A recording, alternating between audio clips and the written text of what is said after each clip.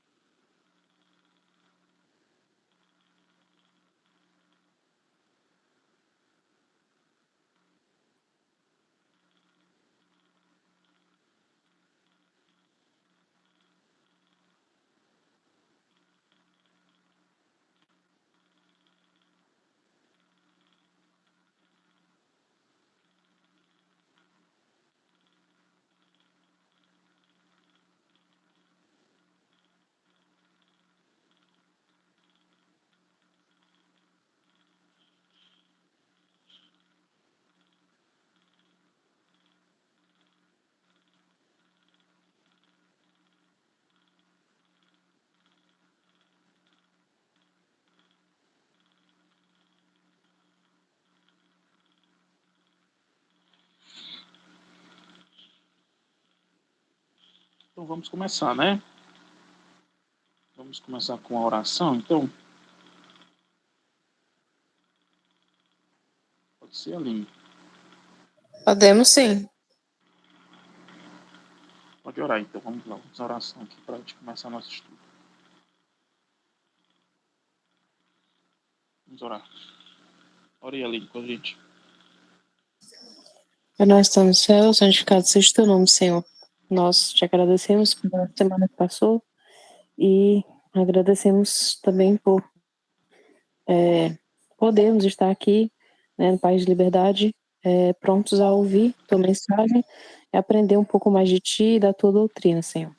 Nós pedimos que o Senhor derrame tua luz, teu conhecimento, derrame poder do Espírito Santo para que a gente venha compreender cada vez mais sobre as doutrinas, sobre as profecias que servirão de testemunho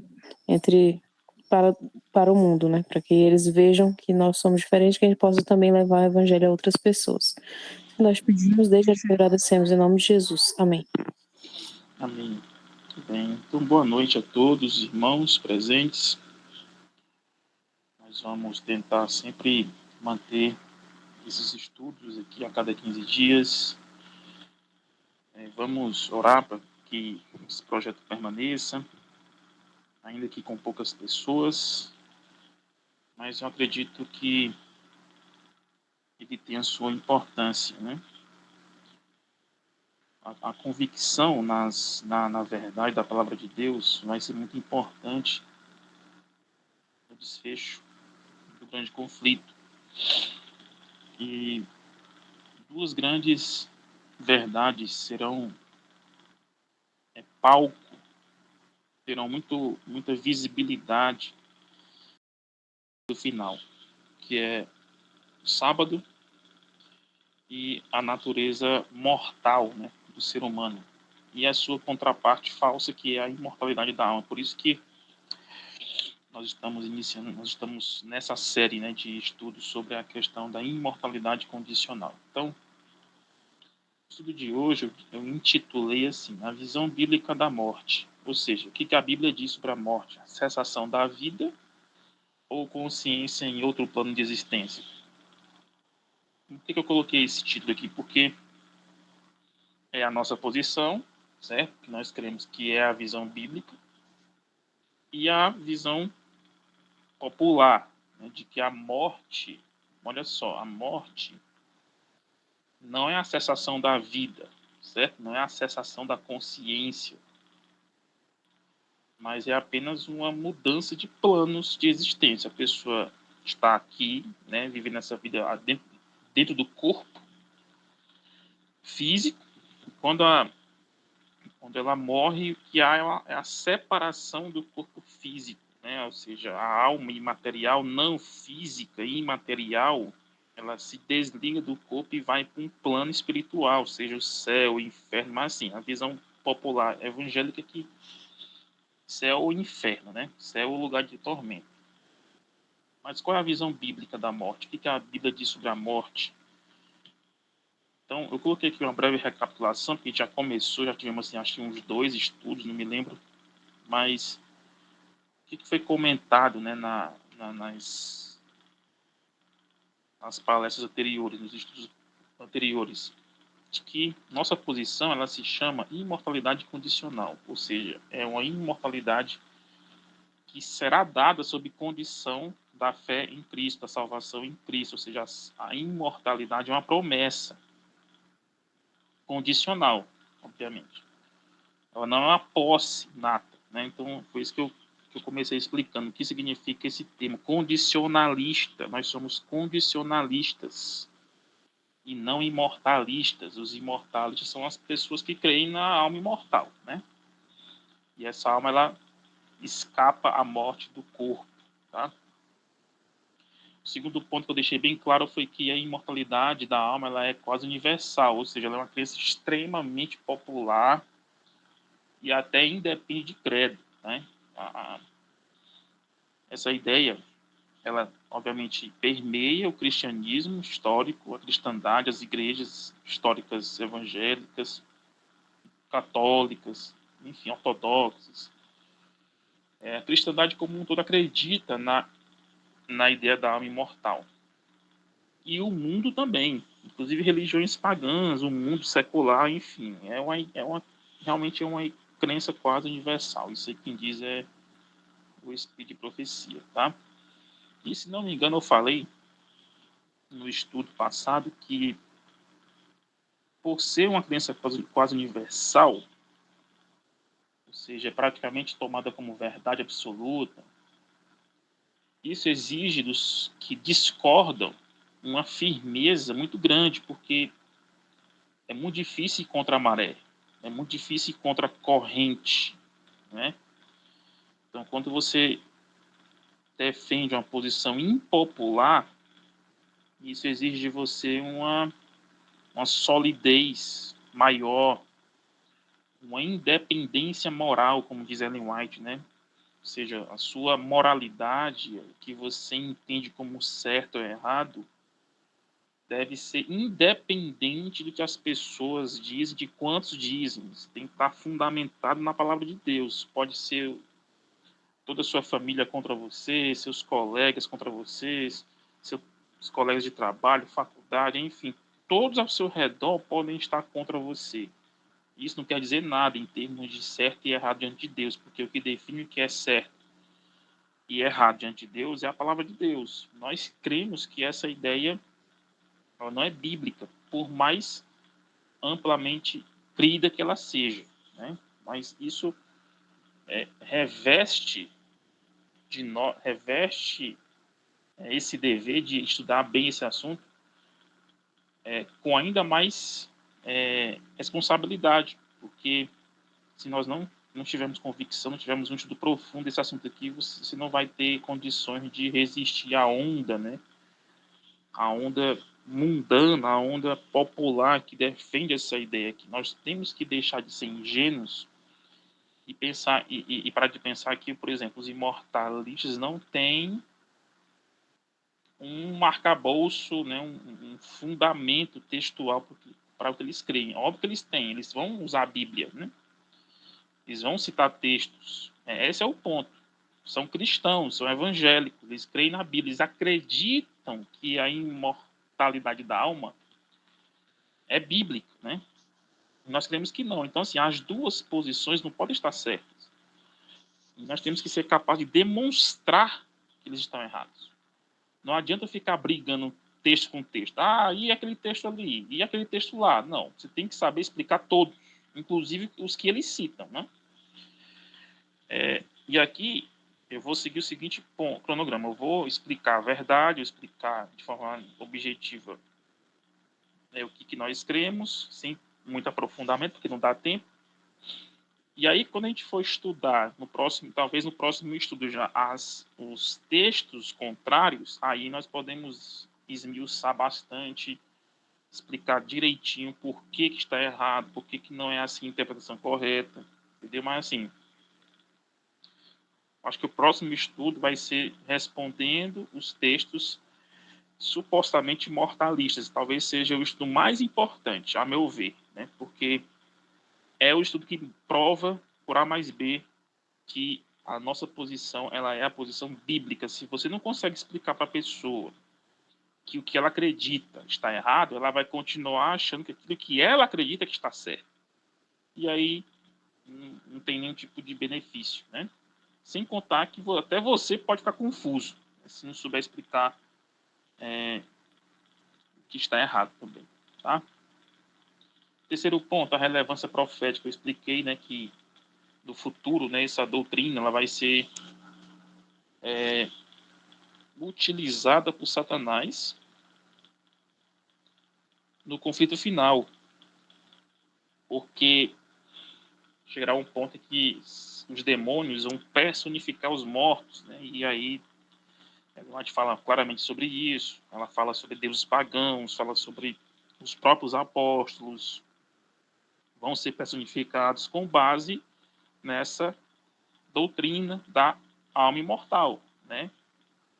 Contextualizada no Espiritismo, porque o Espiritismo defende que existe comunicação entre os mortos e os vivos, né? Só que a base do Espiritismo é a imortalidade da alma. Se você tirar a alma imortal, acaba com o Espiritismo, né? Mas, enfim, a questão da imortalidade da alma fundamenta o Espiritismo. Então, essa prova vai ser muito grande para o povo de Deus, porque está escrito que os mortos irão aparecer para os que conhecem a verdade, né? Inclusive entes queridos falecidos, né? Amigos. Então, assim, vai ser um engano muito poderoso que vai vir para poder confirmar a mentira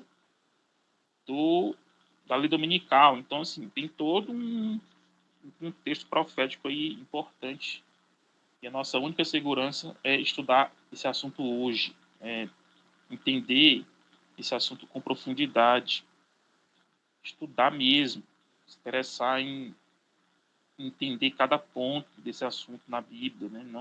Não ser pego desprevenido. Existem livros sobre isso. Sempre falo aqui, não tem como você se aprofundar no assunto só ouvindo, só dependendo de estudos na igreja. Não, você tem que ser proativo e tem que colocar na cabeça que você que tem que estudar, tem que ir atrás, tem que comprar livro, tem que se interessar e entender o assunto, né? Então, fica aí a recomendação, né? Para que a gente possa ser mais proativo no estudo da palavra de Deus.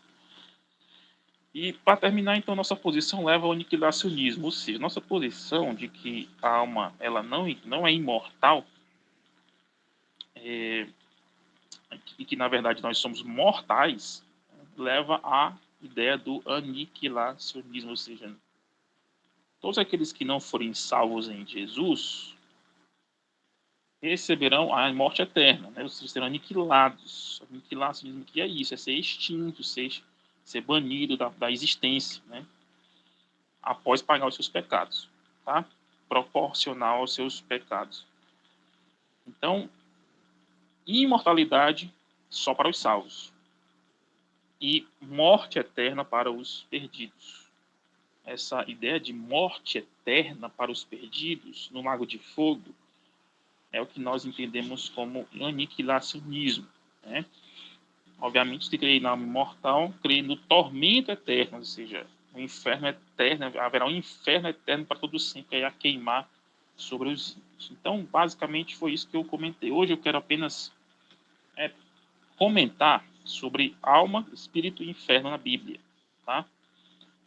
Definir esses conceitos, biblicamente, é fundamental, porque são eles que são mais usados, né, para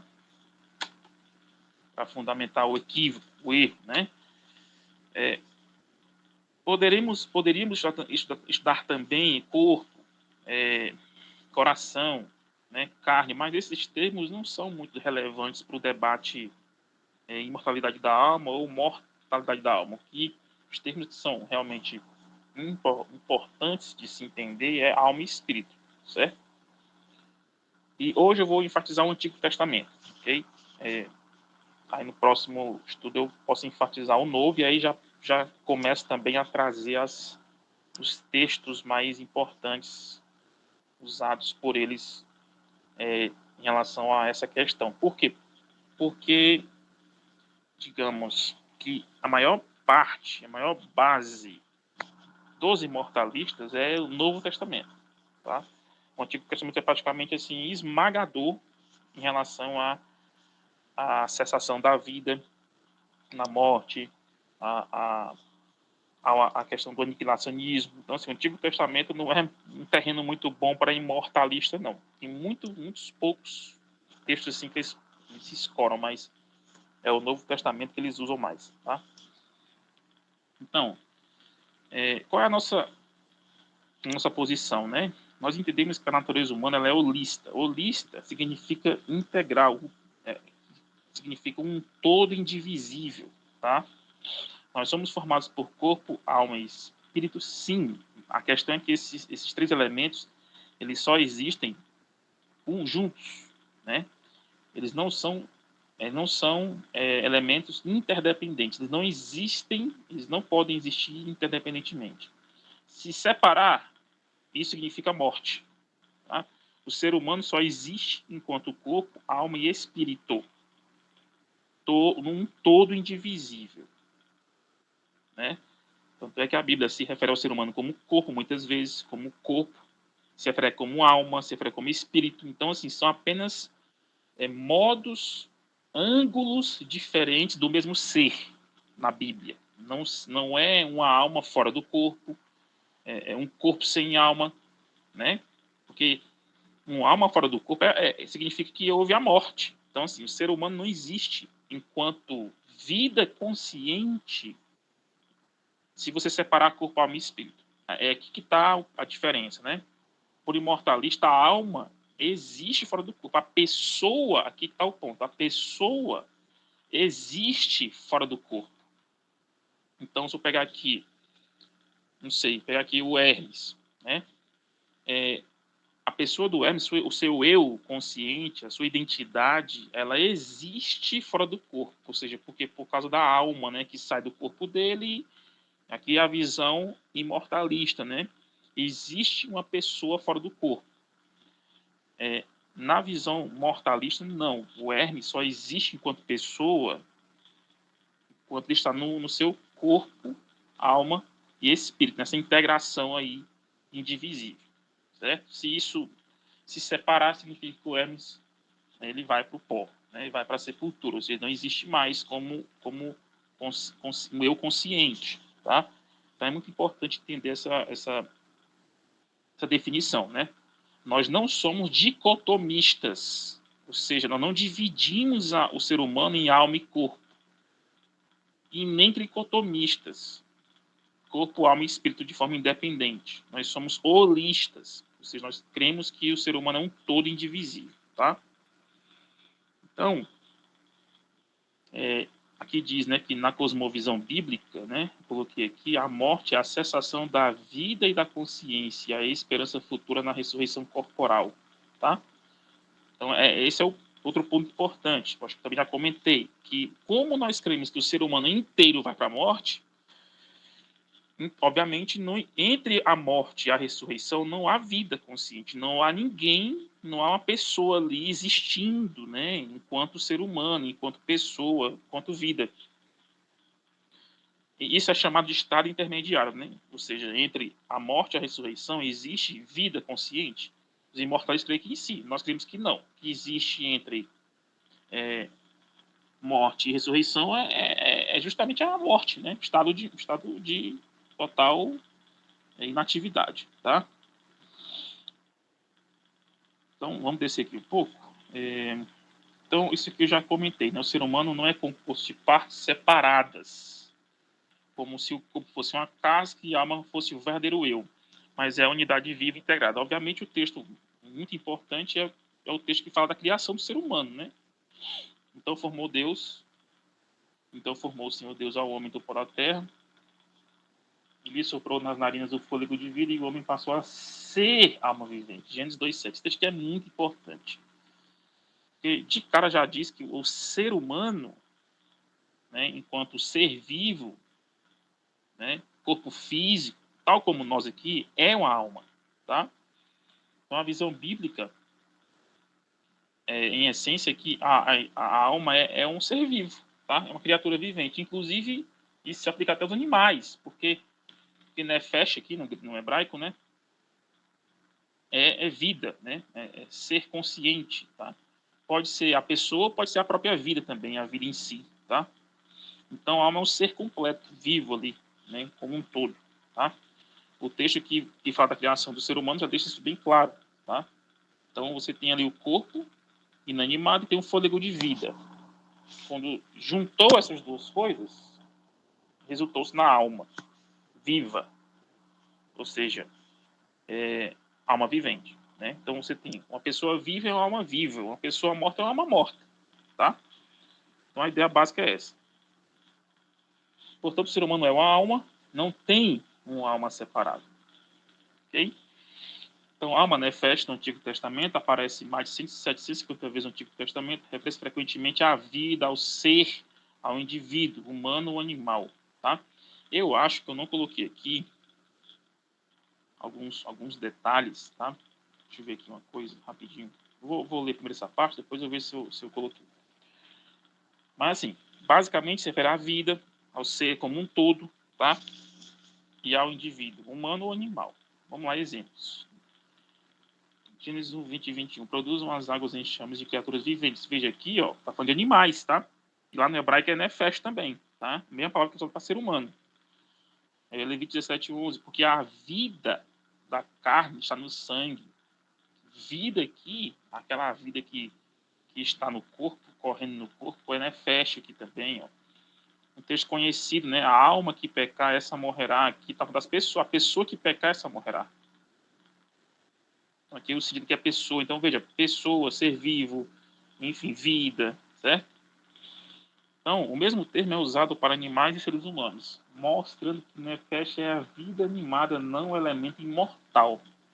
Então, se você ler os próprios textos bíblicos, você vai ver que o autor bíblico usava essa palavra nesses sentidos aí, de vida, de corpo animado, de ser vivo, né? E não como um elemento à parte, tá?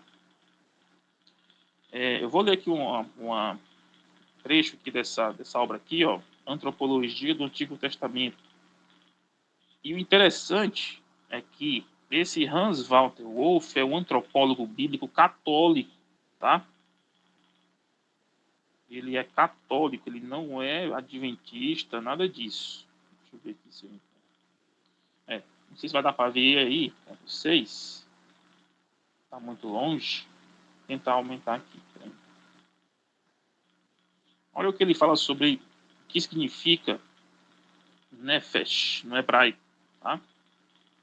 Comentando o texto de Gênesis 2:7, tá? Ele fala assim, ó, o que nefesh significa aqui? Certamente não alma no sentido dualístico tradicional, ou seja, ele está dizendo que não é no sentido dualístico, ou seja, no sentido de uma alma à parte do corpo. Nefesh foi designado para ser visto junto com a forma completa do homem, e especialmente com sua respiração, um ser vivo. Além disso, o homem não tem nefesh, ele é nefesh, ele vive como nefesh. Tá? Então ele está aqui contrastando com a ideia da alma grega lá, né? Por isso que ele fala aí, dualístico, porque a ideia pagã é que você tem uma alma dentro de você, né? Aqui está dizendo que a visão bíblica não é essa, que você é uma alma vivente, você é um ser vivo, tá? Aqui, ó, esse autor aqui também ele também não é adventista, não lembro agora de qual ele é, mas ele não é adventista, né? Então aqui a obra dele, o significado bíblico do ser humano, do homem aí, né? Olha o que ele fala aqui, é nefesh, que dá vida ao bachá, que é o corpo, mas não como uma substância distinta. Adão não tem nefesh, ele é nefesh, tal como ele é bachá. Ou seja, o ser humano ele é tanto alma como corpo. Ele é os dois ao mesmo tempo. Não há uma separação, né? O corpo, longe de ser dividido de seu princípio vital, é a nefesh visível. Então veja, os autores aqui não são adventistas, mas sim, a análise dos termos no hebraico de forma honesta leva à conclusão de que Nefesh é simplesmente o ser humano ali enquanto como um todo, né? O corpo faz parte da identidade do ser humano. Então, eu não posso separar Adão do seu próprio corpo e pensar que existe uma alma fora do corpo que ainda é Adão. Isso não existe na Bíblia. Não é a perspectiva bíblica. Eu gosto sempre de citar um texto, que eu acho que eu não coloquei aqui não, que é Gênesis 3,19, quando ali Deus vai sentenciar ali, né, as consequências da transgressão, e aí Deus fala assim para Adão, porque Adão, tu és pó, e ao pó tu tornarás. Aí eu pergunto assim, ó, quando Deus falou para Adão, Adão, você é pó, e ao pó você vai tornar. A quem Deus estava se referindo ali? Você vai perguntar, como assim? Adão. Exato, Adão. A ideia imortalista é tão esquisita que é o seguinte, ó, no caso, vamos supor que a alma de Adão ali, né, vai para o céu. E o corpo vai para o pó, no caso, para o Sheol, né? Vamos ver já aqui o Sheol, né? Vamos para o mundo dos mortos, lá para a sepultura, no caso, né? Deus disse que Adão iria para a sepultura, para o pó da terra. Mas se o imortalismo é verdadeiro, no caso, o eu de Adão, a pessoa de Adão consciente está lá no céu, louvando a Deus lá, porque ele foi um homem justo, né? Ele morreu salvo.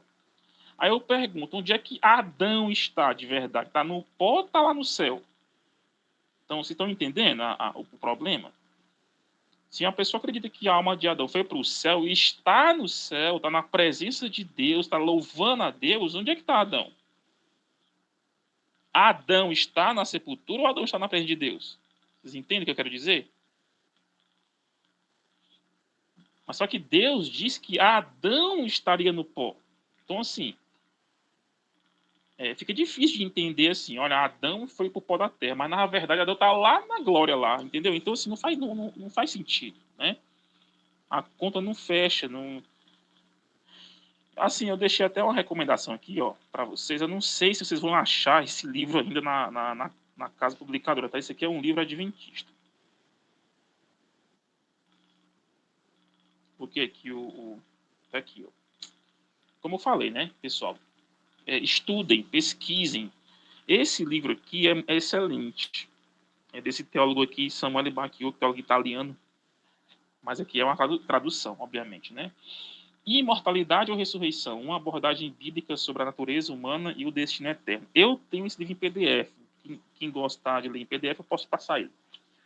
Ele faz uma análise de corpo, coração, alma, espírito. Ele vai dizer que, por exemplo, ele vai dizer que alma pode ser realmente a pessoa como um todo, pode ser vida, pode ser uma referência às emoções da pessoa, à personalidade da pessoa. Então, assim, a alma tem muitos significados na Bíblia.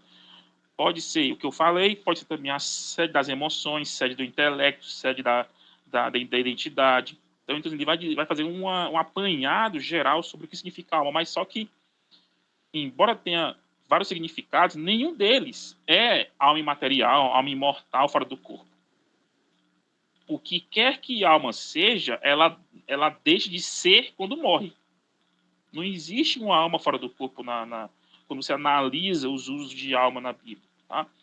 Esse livro aqui ele é muito bom, ele é excelente, vai dar uma base assim, maravilhosa para você em termos de alma, espírito. E ele faz uma análise assim, alma no Antigo Testamento e espírito no Antigo Testamento. Alma no Novo Testamento e espírito no Novo Testamento. Então ele vai dar todo um panorama aí sobre esse assunto em toda a Bíblia, tá? Agora a questão é achar esse livro aí físico, ok? Eu estive recentemente lá na casa publicadora aqui da Vila Matilde e ele não está lá, ele não está.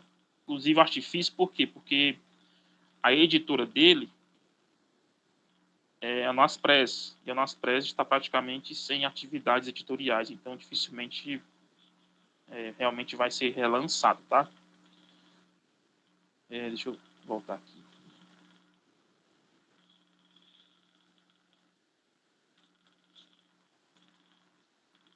Então, vamos lá. Um dos pontos importantes também, e que não se encaixa muito com a ideia imortalista, é de que o Antigo Testamento está cheio de textos falando da morte da alma. Então, que alma imortal é essa, né? Você não tem um texto, mais uma vez, aqui eu estou falando de Antigo Testamento, tá? Deixa o Novo para depois, para o próximo estudo, tá? Você não tem na Bíblia, né? No caso aqui, o Antigo Testamento, um texto que fala de uma alma imortal, uma alma, sabe? Uma alma que não é atingida pela morte. Pelo contrário, você vê muitas passagens falando da morte da alma indo para a cova, da alma indo para o Sheol, que é o lugar que é a mansão dos mortos no Antigo Testamento. Então, assim, tanto é que tem defensores da alma que eles deixam até o Antigo Testamento de lado, porque realmente lá não tem base para eles, não. Só que, como é que os profetas bíblicos, inspirados por Deus, definiram a morte como sendo uma cessação da vida consciente, ou seja, foi uma revelação divina, e no Novo muda tudo. E no Novo, na verdade, não é isso, não. Não foi isso que a gente falou lá atrás, não. É isso aqui. Não faz sentido. Né? Não pode mudar assim. O que é morte no Antigo Testamento é morte no Novo. Né? Então, só para vocês entenderem, mas assim, obviamente vão ter textos lá que precisam ser explicados, tá? Mas a base para entender o Novo é o Antigo. Certo? Os conceitos aqui do Novo, do Antigo Testamento, devem ser entendidos por quê? Porque vão ser usados lá no Novo Testamento também. Jó 33, 22. Quem quer ler aí para mim?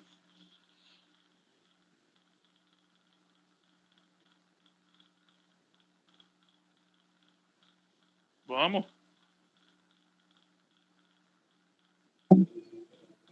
A sua alma se vai chegando à cova, e a sua vida aos que trazem a morte.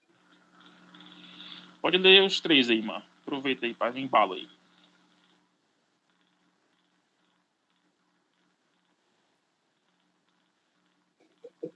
Se o Senhor não fora em meu auxílio, já minha alma habitaria no lugar do silêncio. Foi para minha paz que tive eu grande amargura. Tu, porém, amaste a minha alma e a livraste da cova da corrupção, porque lançaste para trás de ti todos os meus pecados. Ok, obrigado. Jó, Salmo, Isaías aí. Os três têm algo em comum. Os três falam da alma morrendo, né? Para nós, isso aqui não tem problema nenhum, porque aqui é simplesmente uma referência à pessoa, né? Ou seja, a sua alma se vai chegando na cova, ou seja, a sua vida, a pessoa está perdendo ali, está morrendo, né? Agora, o que é interessante? Você pensar na alma indo para a cova é um lugar físico, né? Então, veja que a perspectiva bíblica não tinha essa ideia de alma imaterial. Como é que você vai pensar numa alma imaterial indo para a sepultura? Né? Então, a ideia da alma ir habitar no lugar do silêncio. O lugar do silêncio aqui é a cova, a sepultura. Né? A cova da corrupção. Como é que você vai pensar na alma sofrendo aqui o processo de corrupção? Corrupção aqui é a decomposição do corpo. Então, veja que a perspectiva bíblica não separa a alma de corpo, corpo de alma. Quando você fala de corpo, você está envolvendo os três elementos, corpo, alma e espírito. Quando você fala de alma, você está falando de corpo, alma e espírito. A questão aqui é só ênfases. São só modos distintos de se referir ao mesmo ser, como eu falei. Tá? Então, eu poderia citar aqui talvez centenas de textos falando da morte da alma. Inclusive, tem um material aí que faz essa compilação, tá? Irmãos, assim, material escrito refutando essa doutrina falsa tem de sobra, tá? Tem esse livro aí que eu citei para vocês, mas tem um outro livro que é praticamente o livro mais extenso, mais profundo, mais detalhado sobre esse assunto, que é A Lenda da Imortalidade da Alma.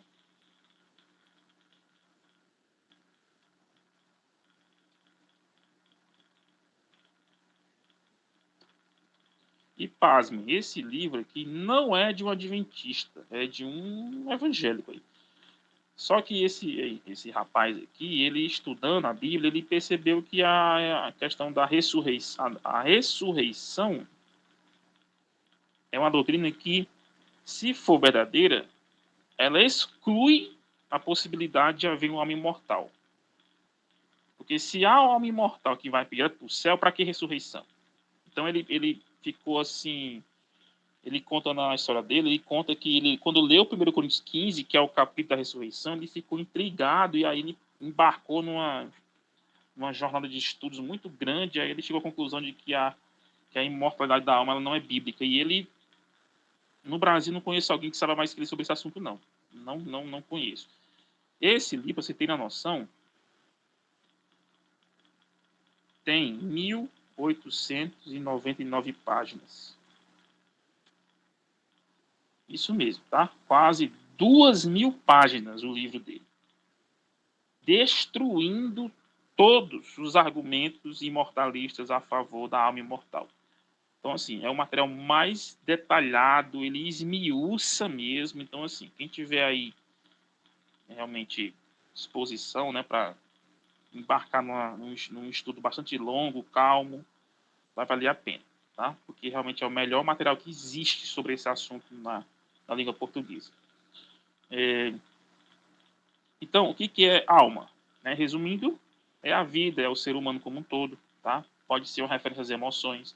Ó, por exemplo, vocês vão lembrar, né? Muitas vezes o salmista falava assim, ó, a minha alma está angustiada. Vocês percebem? Né? A minha alma está triste, ou seja, quem está triste aí? É o Davi, né? É a pessoa de Davi. Só que aí você percebe que ele está fazendo uma referência às suas emoções, né? Então a alma envolve as emoções. Por quê? Porque a alma é a pessoa, entendeu? Em todas as suas camadas, entendeu? Então ele pode falar assim também, tá? O segundo termo importante é que espírito. Então, espírito no hebraico é muito fácil de definir também. É simplesmente respiração, é vento, é sopro de vida. Também não é uma entidade consciente. Não é, tá? Então, o espírito é o fôlego de vida, né? É o princípio da vida que Deus dá e retira, certo? Vamos lá. Um texto famoso. E o pó volte à terra como era, e o espírito volte a Deus que o deu. Então, vamos lá voltar para Gênesis 2:1. Né? O homem era o pó da terra. O que Deus colocou nas narinas dele? O fôlego de vida. O ruach. Né? É isso que volta para Deus. É esse o sentido. Certo? Olha só esse texto aqui. Ó. Se Deus retirasse o seu espírito e o seu fôlego, aqui é um paralelismo, né? São duas palavras com o mesmo significado. Toda a carne expiraria, ou seja, morreria. Né? Salmo 104, 29. Se escondes o teu rosto, ficam perturbados. Se lhes cortas o fôlego, se lhes tiras o fôlego, morrem. E envias o teu espírito e eles são criados. Então veja aqui o processo aqui. Ó. Pó mais fôlego, vida. Pó menos fôlego, volta para o pó. Pó mais espírito, vida. Pó menos espírito, volta para o pó. Por quê? Porque são termos aqui equivalentes na Bíblia, certo? Eu não coloquei aqui também, mas é um texto muito bom de você trabalhar aqui. Seria esse aqui, ó. Eclesiastes 3.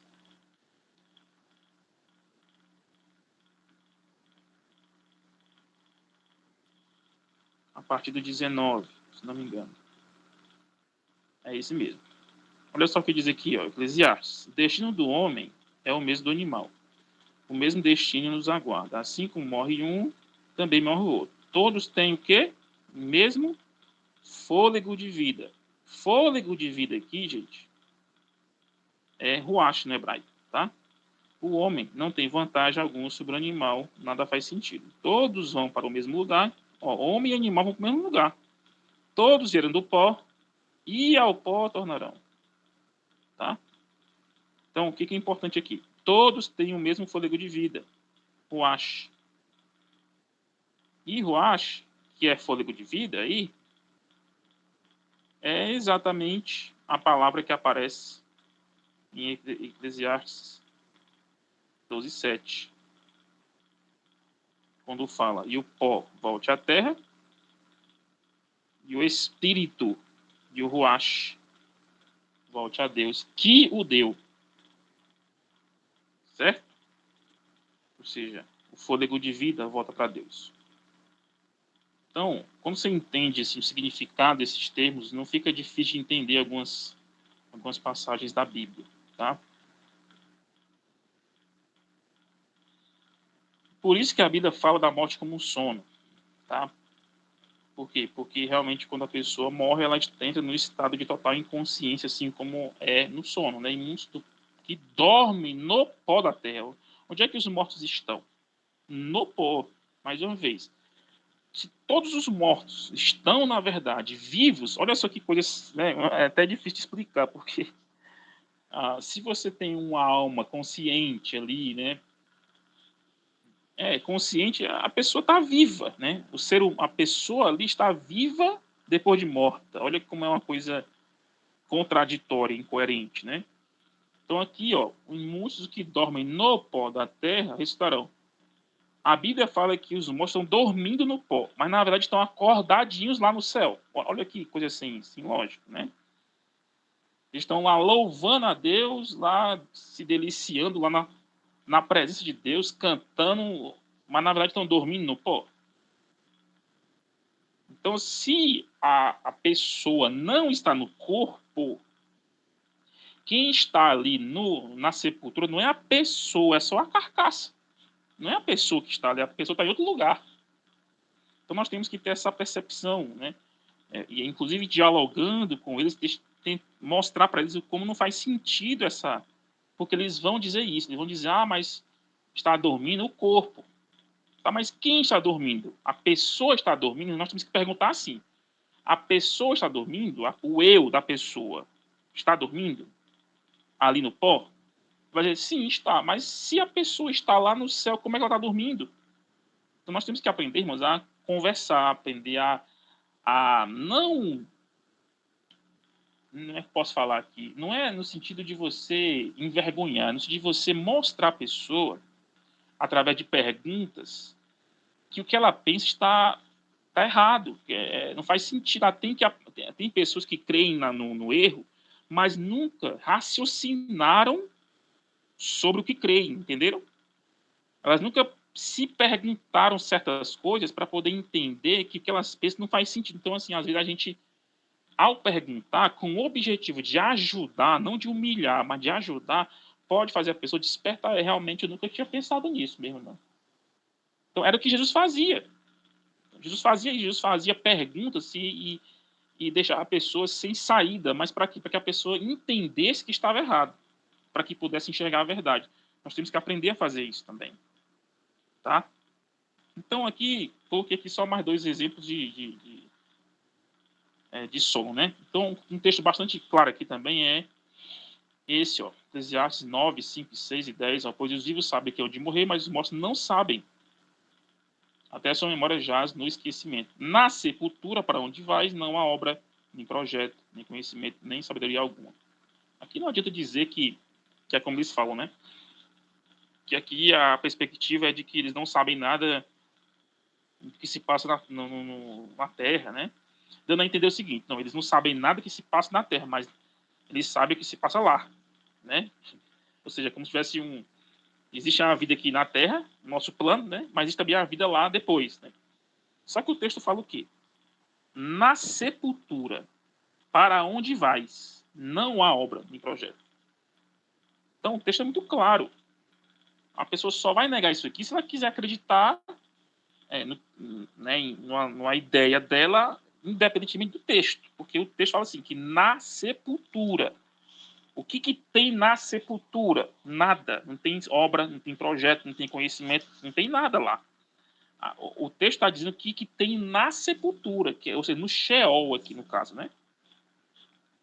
Ou seja, quando a pessoa morre, vai para o Sheol, a sepultura. Vamos ver já o que é Sheol aqui. Então é um texto muito claro também. Outro texto interessante. Quando a Bíblia fala assim, os mortos não louvam ao Senhor, nem os que descem ao silêncio. A sepultura não te louva. Os vivos é que te louvam. Esse texto de Isaías aqui é muito interessante. Por quê? Vou voltar àquela questão, né? Os imortalistas acreditam que as almas dos justos do Antigo Testamento estão lá louvando a Deus, estão num estado de bem-aventurança, estão louvando ao Senhor. E a Bíblia fala que os mortos não louvam ao Senhor. Então, como é que você concilia essas duas coisas? Eles vão dizer, não, a alma está lá, mas o corpo está lá. Então, essa divisão que eles fazem é por conta própria, não é o texto que faz a divisão. Então, olha como é esquisito. Os mortos não louvam, mas estão louvando lá. A sepultura não te louva, mas estão louvando lá. Agora, veja por que o texto de Isaías aqui é interessante. Porque ele está contrastando quem está na sepultura e quem está vivo. A sepultura não te louva. Ou seja, os que estão na sepultura não te louvam. Os vivos é que te louvam. Agora, olha só como ficaria se eles tivessem razão. Ó. A sepultura não te louva. Mas, na verdade, estão louvando lá. Né? Os mortos estão louvando lá no céu. Aí, Isaías fala assim, os vivos é que te louvam. Ou seja, essa observação de Isaías não faria sentido, porque, na verdade, os dois estão louvando. Os vivos e os mortos estão louvando a Deus. Não faz sentido esse contraste, né? Então, só quem está vivo é quem louva a Deus. Quem está morto não pode louvar, porque não está em canto nenhum, está no Sheol, está na sepultura. Então, esse texto de Isaías é muito bom para refutar, né? Então, aqui para resumir, né? Criação, eu até já falei, né? Corpo mais fôlego de vida, que é espírito, ser vivo. Morte é o contrário, o corpo volta ao pó e o espírito volta para Deus. Então, é o fim da vida consciente. Não existe vida consciente após a morte. Salmo 146:4. No dia da morte, perecem todos os seus pensamentos. Então, como é que pode haver pensamento após? Então, a Bíblia é muito categórica. Infelizmente, essa doutrina ela é defendida muito. E aí, cria-se vários artifícios, né, interpretativos. Como é que eu posso dizer? Você pega definições das palavras, não funciona. Você vai criar outros conceitos. Você vai ter que dividir o que não está dividido na Bíblia. Você vai ter que separar o que na Bíblia não está separado para poder escapar da afirmação. A Bíblia fala assim, os mortos não louvam. Bem, e agora, como é que eu faço para dizer que os mortos estão lá no céu louvando? Bem, vou ter que separar aqui. Quem não louva é o corpo na sepultura, mas a alma dele está louvando. Então você percebe? Tem que ir por aí mesmo. Tem que inventar essa separação para poder escapar da verdade da Bíblia, né? Mas o que está escrito é o que está escrito. Certo? Muito bem. O último ponto aqui do estudo de hoje é o que é o inferno, o famoso inferno. Tem muitas passagens na Bíblia, irmãos, que falam do inferno. A minha alma vai para o inferno. Vou descer ao inferno, às portas do inferno. E, obviamente, o pensamento popular de inferno é aquele lugar de tormento, né? Lugar com fogo. E na Bíblia não tem nada disso. Tá? Aqui falando de Antigo Testamento. Tá? Existe o inferno também no lago de fogo, mas isso é futuro. O que é inferno no Antigo Testamento, pelo menos? Né? A palavra inferno é Sheol no hebraico e Hades no grego. Né? Que Hades no Novo Testamento é o equivalente de Sheol, tá? No Antigo. Isso é importante. Vocês vão ver como isso aqui é importante quando a gente for estudar sobre o assunto no Novo Testamento, tá? Então eu peguei esse trecho aqui, ó, muito interessante, desse site aqui, ó, Desvendando a Lenda. Adivinha de quem é esse site aqui? Do Lucas Banzoli, né? Do autor do livro lá que eu recomendei para vocês, tá? A Lenda da Imortalidade da Alma. Eu vou ler aqui. Não pedi para alguém ler aí, para ficar um monólogo. Vamos lá. Quem quer ler para ver esse primeiro parágrafo aqui? Ó. Sheol e Hades. Sheol e Hades. Sheol no hebraico e Hades, transliterado grego, não era um lugar de tormento, mas era puramente sepultura na concepção hebraica bíblica. Abraão foi enterrar o seu filho do Sheol, né? Gênesis. Os ossos vão para o Sheol e não espíritos. Ver Salmo 141:7. O Salmo 49:14 nos indica que até as ovelhas descem para o Sheol na morte. O Sheol é um local de escuridão e não de fogo que remete à luminosidade. O Sheol é um lugar de silêncio e não de gritaria do inferno. Não são espíritos incorpóreos que descem ao Sheol na morte, mas sim a própria pessoa com sangue. Isso. Muito bem. Próximo, quem quer ler aí? Outra pessoa. Pode ler para mim?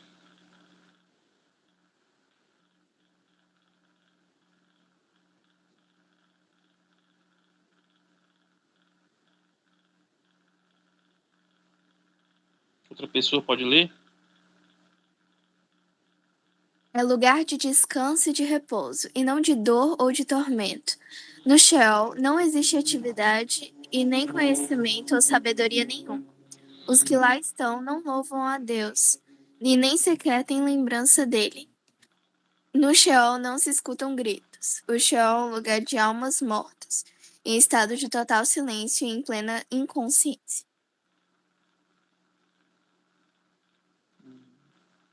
Certo, obrigado. Esse texto aqui, deixa eu ver aqui que a Laís leu. Laís, não foi a Laís que leu aí? Só para que eu não estou vendo aqui. Foi a Laís que leu, né? Foi sim. Salmo 6,5. Deixa eu ver aqui esse texto aqui rapidinho para vocês aqui.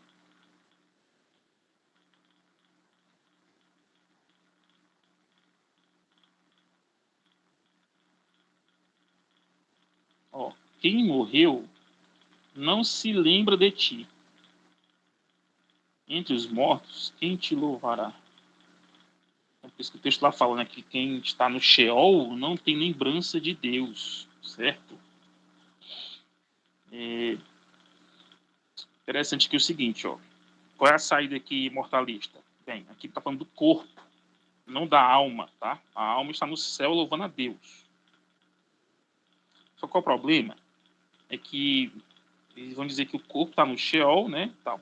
Só que o problema é que o destino das almas também é o Sheol no Antigo Testamento.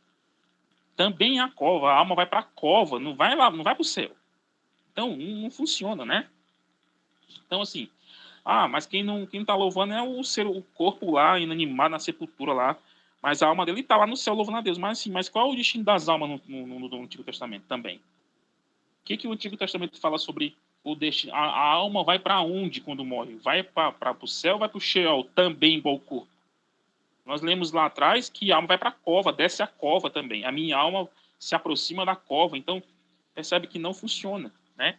A não ser que a pessoa diga que o Sheol é um lugar onde Deus está, né?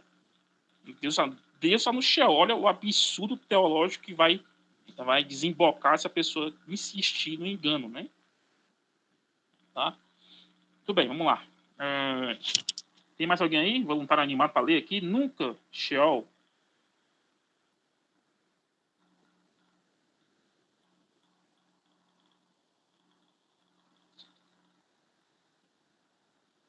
Ninguém?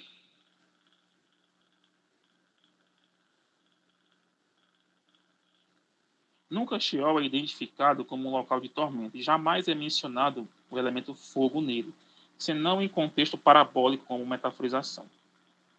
Por tudo isso, o Sheol nada mais é do que a figura da sepultura.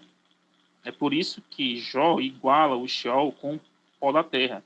Descerá ela às portas do Sheol, desceremos juntos ao pó. Então, assim, pó, Sheol, mesma coisa. O único lar para o qual Jó esperava ir era a sepultura. Então, tem mais coisas, irmãos, tá? Obviamente, né? Assim, tem uma tese doutoral sobre Sheol. Eu tenho uma tese, acho que quase 500 páginas só sobre o Sheol. Então, se o Sheol, na verdade, é o reino dos mortos. Ele é a sepultura coletiva dos mortos, né? Você tem uma palavra no hebraico para sepultura, uma palavra específica, né? Só que Sheol é o termo, digamos, guarda-chuva, né? Quem está na sepultura está no Sheol. Porque quem está morto está no Sheol. O Sheol é o estado dos mortos, né? É o reino dos mortos. Quem morre está no Sheol. Você está cremada, está na sepultura, mas está morta. Então está no Sheol também. Morreu afogado lá, no mar, também está no Sheol. Então, assim, Sheol é o reino dos mortos, tá? é a sepultura dos mortos, é a sepultura coletiva da humanidade. Então, isso é o Sheol. Então, é importante entender isso aí, né?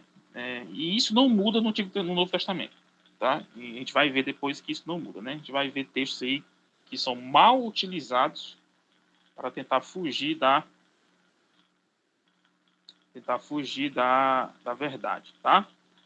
Próximo estudo, a gente vai entrar no Novo Testamento, e aí, talvez, um dos textos mais usados é esse aqui, ó. Eu vou passar uma tarefa de casa para vocês. Vocês vão ler esse texto aqui, certo? E vão aí propor para mim como é que explica esse texto aqui.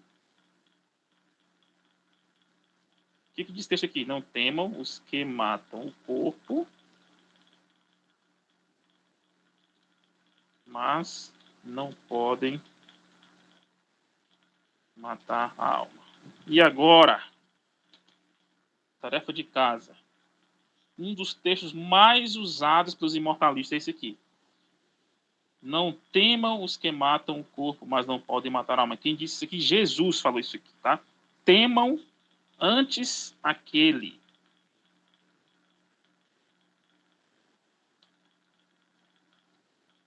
que pode matar no inferno tanto a alma como o corpo. E agora? Ok? Tarefa de casa aí para vocês, ó. A visão bíblica da morte no Novo Testamento muda em relação ao Antigo Testamento? Obviamente não pode mudar, senão o Espírito Santo estava inventando lá no Antigo Testamento e mudou de opinião no Novo, né? Então nós temos que saber explicar esse texto aqui com clareza, né? Tá? Então, por isso nós vamos ver no próximo estudo o que é alma, certo? Principalmente, né? O que é espírito e inferno, que aqui, no caso, nós já aprendemos que é Hades, né? No Novo Testamento. E, se der, algumas respostas, tá? A textos supostamente, porque não são, tá? É só uma leitura já distorcida pela própria visão da pessoa. Ok? Então, esse é o nosso próximo estudo aqui. Só para vocês verem como fica fácil entender alguns textos, assim, quando a gente entende, ó, por exemplo, agora que nós já entendemos o que é alma, olha só, um texto que alguns, hoje nem se usa mais, porque é tão fácil de entender isso aqui, vamos lá. Gênesis 35, 18, e aconteceu que, saindo-lhe a alma, porque morreu, deu ao filho o nome de Benoni. Então veja, alma aqui é Nefesh, saindo-lhe a alma porque morreu. Então, o que saiu aqui da pessoa, né? Do menino aqui? A vida dele, né? Então, a vida saiu do corpo dele. Lembra lá no texto que eu li, né? Que a Nefesh está no sangue, né? Ou seja, a vida está no sangue, lembram disso? Então, tem muitos textos falando de alma como vida, a vida que está no corpo. Então, aqui é simplesmente entender que aqui o que saiu do menino foi a sua vida, certo? Vários textos do Antigo Testamento, né, fecha traduzido como vida, fôlego, vida interior. Você tem aqui vários textos, tá? O texto é bem interessante, ó. Elias orou para que a nefesh do menino, aqui eu não coloquei nefesh, mas era para estar a alma aqui, ó. Para que a alma do menino que tinha morrido, né, voltasse e ele reviveu. Tá? Esse aqui é um texto na Bíblia, né? Elias orou para que a alma do menino voltasse. O que é alma aqui? O que Elias orou para que voltasse? A vida do menino, obviamente, né? Ele orou para que a vida do menino voltasse para o corpo inanimado, o que aconteceu. Certo? Então, são apenas maneiras bíblicas de dizer que a pessoa morreu, que a pessoa voltou a viver. Tá? São figuras de linguagem. Ok? Esse aqui eu já expliquei. Né? E o pó volte à terra, como era o Espírito de Deus que o deu. Eu expliquei que o espírito aqui é fôlego de vida, que é ruach, e não alma consciente, tá?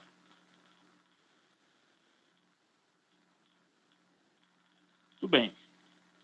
É isso, gente. Você tem algum comentário a fazer? Alguma pergunta a fazer? Encerrar por hoje?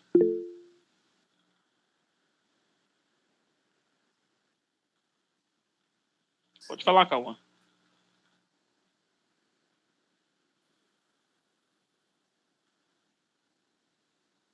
Cauã? Dá para me ouvir bem, dá? Agora sim, pode falar. Pode falar? Tá ok. Eu queria perguntar sobre a parábola do rico Lázaro. Por que Jesus usa uma parábola que contextualiza totalmente ao contrário do que é dito? Porque ele usa esse sentido. Então, Novo Testamento, né, Cauã? Aí é justamente um dos textos que eu vou explicar no próximo estudo, né, Novo Testamento. Mas como você acabou de falar, é uma parábola, né? Tá? Nós sabemos que é uma parábola. Parábola é uma história fictícia usada para ensinar algo, uma lição bíblica, uma lição espiritual. É uma história que você inventa para dar um ensinamento, né? Então não é que cada detalhe da história é real, é realmente uma referência à realidade. Não, é só uma história que você cria para poder, no final, dar um ensinamento. Isso é uma parábola, certo? Você tem, por exemplo, a parábola do administrador infiel, não, juiz iníquo, né, ali, que na parábola é Deus, entendeu? Ali, só que esse detalhe do juiz ser iníquo é só para poder fazer com que a pessoa insista, né? Porque ali a lição é que a pessoa tem que insistir na oração, tem que insistir no pedido, tem que ser persistente.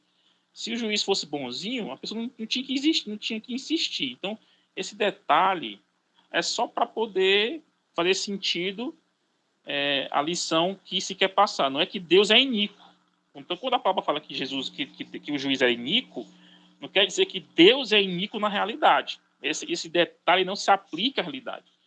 Então, é só um exemplo para te dar aqui que a parábola não pode ser interpretada em sua literalidade em todos os detalhes. Tem que perceber qual é a lição espiritual por trás, tá? Só para não te deixar sem resposta. Então, quando Jesus cria aquele ambiente ali, primeiro porque era um ambiente popular na época, né? Era uma crença popular na época ali, embora equivocada, mas era popular. Mas Jesus não cria aquele relato ali dizendo que aquilo é real, tá? É só para poder ensinar o que ele ensina no final ali, né? Lá no final ele tem lá uma explicação, uma lição lá no final da parábola, tá? Mas esse texto aí, que é realmente um dos mais usados, eu vou entrar no próximo estudo com detalhes, tá? Tá bom?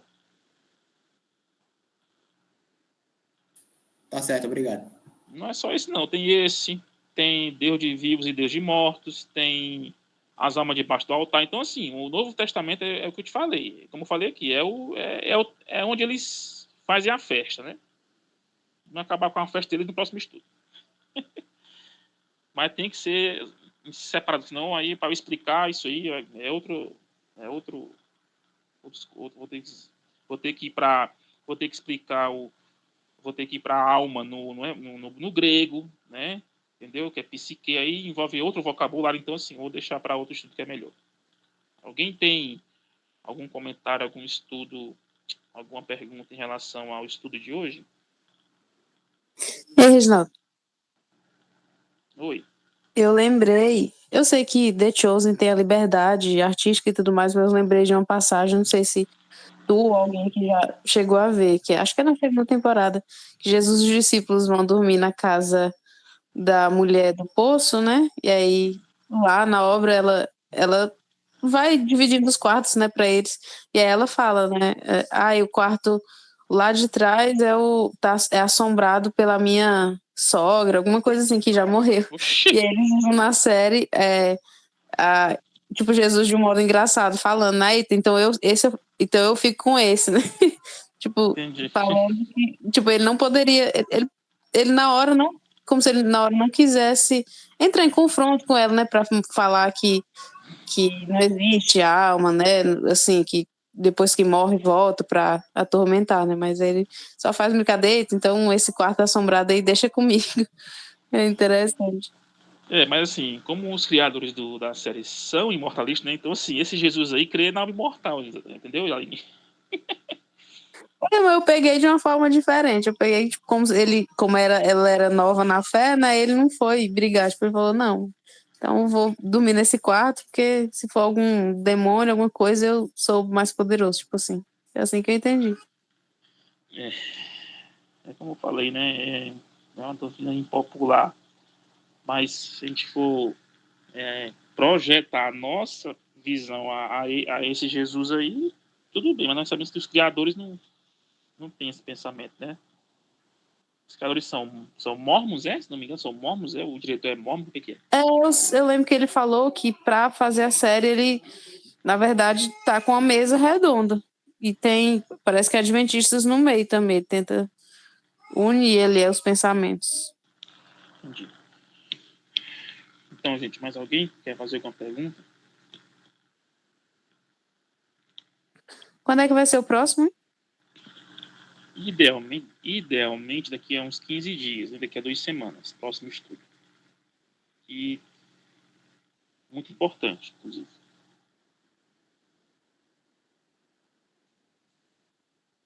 Ok, então se não tem mais nenhum comentário, vamos orar?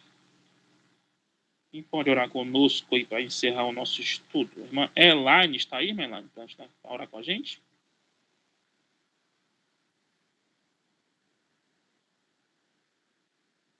Estou sim, estou aqui.